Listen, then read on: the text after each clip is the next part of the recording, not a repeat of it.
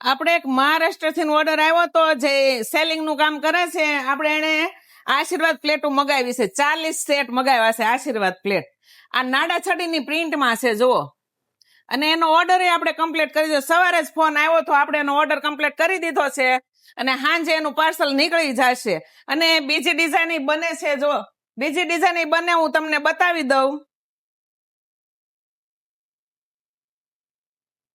જો આ બધી આશીર્વાદ પ્લેટોની ડિઝાઇન બને છે જો. અને આપણે અહીંયા રોજ જ નવી નવી ડિઝાઇનો બને છે.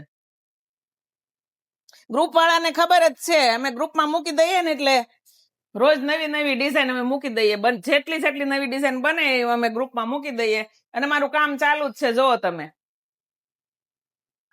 અને આપણે વેલકમ સ્ટેન્ડી નું તે કામ ચાલુ છે. જો આપણે આમાં બની ગઈ છે.